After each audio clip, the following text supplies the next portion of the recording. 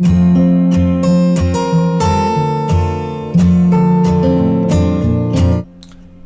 Students, आपका स्वागत है आपके ही अपने यूट्यूब चैनल गणित विद्या में। आज का जो वर्कशीट नंबर है 9, ठीक है, और जो विषय है अपना गणित, और जो कक्षा है अपनी 9th, और जो तिथि है वो है 26 जुलाई 2021। ये वर्कशीट है, ये हमारा बहुभुज के ऊपर एक वर्कशीट बनाई गई है। इसको अच्छे से समझेंगे, इसके कुछ क्वेश्चंस हैं उनके ऊपर भी डिस्कस करेंगे। तो चलो स्टार्ट करते हैं बिना किसी देरी के। तो पहले समझ लेते हैं बहुभुज कहलाता कौन है। ठीक है, तो यहाँ देख सकते हैं जहाँ लिखा है केवल रेखाखंडों से बना सरल बंद, मतलब क्लोज होना चाहिए, वक्र बहुभुज कहलाता है। जैसे कि आपने देखा होगा रेखाओं से मिलकर, जैसे ये 3 रेखाओं से मिलकर बना है तो इसे क्या कहेंगे, त्रिभुज कहेंगे। और ये बंद है, कहीं से दिख नहीं रहा खुला हुआ, तो इसे हम त्रिभुज कहेंगे। और जो 4 रेखाओं से मिलकर बनेगा उसे हम क्या बोलेंगे, चतुर्भुज बोलेंगे। ठीक है जी, अब इसको पढ़ लेते हैं आगे। क्या लिखा है, बहुभुजों का वर्गीकरण उनकी भुजाओं की संख्या के अनुसार किया जाता है। ठीक है, जितनी संख्या उस हिसाब से उनका नाम रखा है। जैसे कि 3 भुजाओं वाले बहुभुज को त्रिभुज कहते हैं, मैंने जो अभी बताया। इसके अंदर 3 भुजाएं हैं इसलिए इसे त्रिभुज कहेंगे। 4 भुजाओं वाले बहुभुज को चतुर्भुज कहेंगे। अभी 4 भुजाएं वाले हैं, इसको हम चतुर्भुज कहेंगे। ठीक है जी, अभी वाले क्वेश्चन को पढ़ लेते हैं, समझ लेते हैं इसमें क्या है। निम्न में से कौन सी आकृति बहुभुज है, कारण सही बताया। बहुभुज में क्या बंद होना चाहिए और रेखाओं से मिलकर बंद, तो यहाँ तो बंद तो है नहीं, खुला हुआ है, इसलिए ये तो नहीं है। ये देखो चारों तरफ से बंद है, ये सभी जगह से बंद है, और ये भुजाओं से मिलकर बना हुआ है। ठीक है, तो ये हमारा बहुभुज कहलाएगा। ये बंद है बट रेखाओं से मिलकर नहीं बना है। ठीक है, तो ये भी हमारा बहुभुज नहीं कहलाएगा। ये 2 रेखाओं से मिलकर बना है बट ये तीसरी ये कर्व आ गया, रेखा नहीं है, तो ये भी नहीं होगा। ठीक है जी, तो हमारा आंसर जो आ जाएगा, वो आंसर कौन सा वाला होगा हमारा, right, B answer is correct.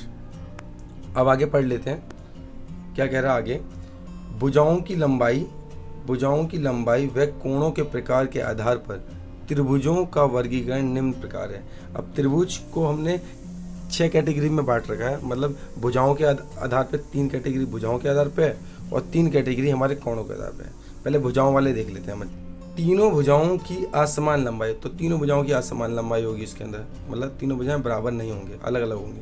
उसी को हम क्या कहेंगे, विषम बाहु त्रिभुज बोलेंगे। जिस त्रिभुजों की तीनों लंबाई बराबर नहीं होंगी उसे हम विषम बाहु त्रिभुज कहेंगे। दूसरी बात, 2 भुजाओं की समान लंबाई, देखो कोई भी मान लो, कोई भी ट्राइंगल है, सपोज करो ये ट्राइंगल ले लिया हमने, मान लो यहाँ 3 रख लिया और यहाँ भी 3 है, यहाँ कुछ भी हो मतलब नहीं है। ठीक है, तो ये दोनों लंबाई कितना है, बराबर है, तो इसलिए हम इसको कहेंगे, क्या कहेंगे, समद्विबाहु त्रिभुज बोलेंगे। इसको कौन सा त्रिभुज बोलेंगे, समद्विबाहु।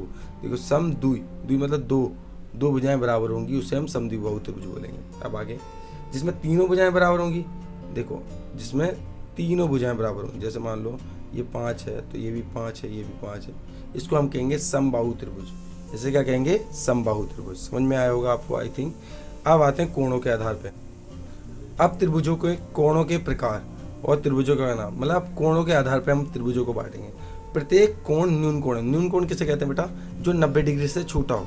न्यून कोण किसे कहते हैं, जो 90 डिग्री से छोटा हो। जैसे कि 30 डिग्री हो सकता है, 60 डिग्री हो सकता है, 90 डिग्री हो सकता है, 90 डिग्री से छोटा हो सकता है, सॉरी 90 डिग्री हो सकता है, से छोटा हो सकता है। जैसे कि कुछ भी मान लो, 60 हो सकता है, 45 हो सकता है, कुछ भी मान लो, ऐसे एंगल्स हो गए जो 90 से छोटे होंगे, उसी को हम न्यून कोण कहेंगे। ठीक है, ऐसे त्रिभुज को हम कहते हैं न्यून कोण त्रिभुज, जिसमें प्रत्येक कोण न्यून कोण, हर एक कोण हमारा न्यून कोण होना चाहिए। ठीक है, तो उसे हम क्या कहेंगे, न्यून कोण त्रिभुज बोलेंगे। ठीक है, यानी अब दूसरा वाला टॉपिक पढ़ लेते हैं। दूसरा क्या है, एक कोण समकोण हो। समकोण क्या होता है, 90 डिग्री। समकोण क्या होता है, 90 डिग्री। 90 डिग्री होगा तो उसे हम कहेंगे समकोण त्रिभुज बोलेंगे। एक कोण अधिक कोण हो। अधिक कोण किसे कहते हैं, जो हमारा 90 से ऊपर हुआ, 90 से बड़ा, 90 से बड़ा, जैसे कि 110 हो सकता है। ठीक है, 180 हो सकता है, कुछ भी मान लो, जो भी 90 से ऊपर होगा उसी को हम कहेंगे एक कोण अधिक कोण होगा, तो उसे हम क्या कहेंगे, अधिक कोण त्रिभुज बोलेंगे। अगर एक कोण अधिक कोण होगा तो उसे अधिक कोण बोलेंगे। ठीक है जी, ओके। अब यहाँ पढ़ लेते हैं, इसको क्या लिखा है। निम्नलिखित त्रिभुजों में से प्रत्येक का भुजाओं की लंबाई व कोणों के प्रकार के आधार पर नामकरण कीजिए। तो देखो फर्स्ट ऑफ ऑल देखो इसके अंदर देखो दोनों भुजाएं बराबर हैं, तो ये पहले तो समद्विबाहु हो गया, ठीक है। और एक कोण 90, ये मतलब ये एरो बनता होता है, इसका मतलब होता है 90, तो ये समकोण हो गया, ठीक है जी। अब आ जाते हैं दूसरे वाले में आ जाते हैं। देखो तीनों भुजाएं अलग अलग हैं, तो ये हमारा विषमबाहु हो गया। और एक कोण ये 90 डिग्री से ऊपर वाला है, ठीक है, कुछ भी हो सकता है, 110 हो सकता है, 120 हो सकता है, इसको इसलिए हमने अधिक कोण कह दिया। थर्ड वाले पे आ जाते हैं। क्या कह रहा है कि तीनों भुजाएं क्या बराबर हैं, ठीक है, और ये 60 डिग्री का एंगल, इसीलिए हम इसे समबाहु कहते हैं। और समबाहु का प्रत्येक कोण 60 डिग्री होता है, ध्यान रखना हमेशा। समबाहु त्रिभुज का प्रत्येक कोण 60 डिग्री होता है। 60 डिग्री का 90 से छोटा है, इसलिए ये हमारा न्यून कोण भी हो गया, ठीक है। ये हमारा न्यून कोण त्रिभुज हो गया, ये हमारा न्यून कोण त्रिभुज हो गया, ठीक है जी। ओके, अब हम चतुर्भुज के बारे में पढ़ लेते हैं, थोड़े से कुछ उसके गुण और इसके क्वेश्चंस भी कर लेते हैं, ठीक है जी। अब इसके चतुर्भुज को पढ़ लेते हैं। क्या लिखा है? चतुर्भुजों को उनके गुणों के आधार पर वर्गीकृत किया जाता है। कैसे कि ये चतुर्भुज है, ये गुण है, क्या क्या? समलंब भुजाओं का एक युग्म समांतर होगा। समलंब चतुर्भुज के भुजाओं का एक युग्म समांतर, ये वाला इससे समांतर हो सकता है, ये वाला इसके समांतर हो सकता है। एक युग्म समांतर हो सकता है, दोनों युग्म नहीं हो सकते, ठीक है। या तो आमने सामने अलग है, या मतलब इधर वाला, ये देखो, या देखो मैं बना देता हूँ आपको, तो आपको अच्छे समझ में आएगा। जैसे कि मैंने ये बना दिया, ठीक है, तो ये और ये समांतर कर दो, ये वाला समांतर ना हो तो कोई चलेगा, क्योंकि लिखा है भुजाओं का एक युग्म समांतर होता है, ठीक है। अब आगे बढ़ते हैं। समांतर चतुर्भुज, सम्मुख भुजाएं समांतर व बराबर होती हैं। जो सम्मुख भुजाएं होती हैं, देखो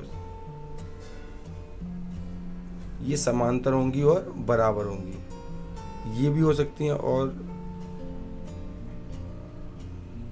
ये भी हो सकती है, बट सम्मुख भुजाएं समांतर व बराबर होंगी, मतलब ये इसके बराबर और समांतर होगी, ये इसके बराबर और समांतर होगी। अब आगे बढ़ लेते हैं। विकर्ण एक दूसरे को समद्विभाजित करते हैं। देखो जो भी हमारा समांतर चतुर्भुज होता है, वो इसके जो विकर्ण होते हैं ये आपस में ये समद्विभाजित करते हैं, मतलब एक दूसरे को समान भागों में बांटते हैं, ठीक है जी। मतलब ये और ये बराबर होगा। अब आगे बढ़ लेते हैं। आयत तो आपको पता ही होगा, जिसकी आमने सामने की भुजाएं बराबर होती है और प्रत्येक कोण 90 डिग्री होता है, उसे हम आयत कहते हैं। तो आयत में क्या आमने सामने की भुजाएं तो बराबर होंगी और समांतर भी होंगी, ठीक है, और प्रत्येक कोण समकोण होगा। विकर्ण का बराबर माप के होते हैं, जो विकर्ण होते हैं, ये विकर्ण होते हैं, ये भी बराबर माप के होते हैं। मतलब जितने ही हमारा ए बी होगा, ए बी सी और डी, जितने ही हमारा ए सी होगा उतने ही हमारा बी डी होगा। और इसमें क्या एक चीज़ और लिखी है, समांतर चतुर्भुज के सभी गुण होते हैं, मतलब इस वाले के सभी गुण आयत के अंदर होते हैं, ठीक है जी। चलो अब आगे बढ़ लेते हैं। समचतुर्भुज, समांतर चतुर्भुज के सभी गुण होते हैं। देखो समचतुर्भुज में समांतर यार इसके तो सभी गुण आ जाएंगे, मतलब ये आमने सामने की भुजाएं समांतर हों और बराबर होंगी, सम्मुख कोण बराबर होंगे, विकर्ण एक दूसरे को समद्विभाजित करेंगे, ये तो होगा। सभी भुजाएं बराबर होती हैं और विकर्ण परस्पर लंब होता है। मतलब इसमें क्या है, इसमें आमने सामने की नहीं, इसमें सभी भुजाएं बराबर होती हैं, मतलब ये भी और ये चारों भुजाएं क्या होंगी, बराबर होंगी, और इसके जो विकर्ण होंगे वो लंब होंगे, वो 90 डिग्री मेंशन करेंगे, ठीक है जी। आगे आते हैं वर्ग के ऊपर। वर्ग तो आपको पता है चारों भुजाएं बराबर होती हैं, प्रत्येक कोण 90 डिग्री का होता है, ठीक है। वर्ग में चारों भुजाएं बराबर होती हैं, स्क्वायर कहते हैं इसे, और प्रत्येक कोण 90 डिग्री का होता है, ठीक है जी। अब इसमें क्या लिखा है, समांतर चतुर्भुज आयत व समचतुर्भुज के सभी गुण, मतलब इसके और समांतर चतुर्भुज, ठीक है, समचतुर्भुज आयत के सभी गुण होते हैं। तो इन तीनों चतुर्भुजों के गुण किस में पाए जाते हैं, वर्ग में पाए जाते हैं, ठीक है जी।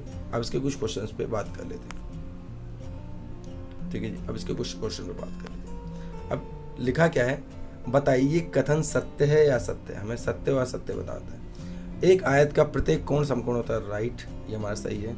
सभी आयत वर्ग होते हैं, सभी आयत वर्ग नहीं होते, ठीक है, सभी वर्ग आयत होते हैं, ठीक है जी।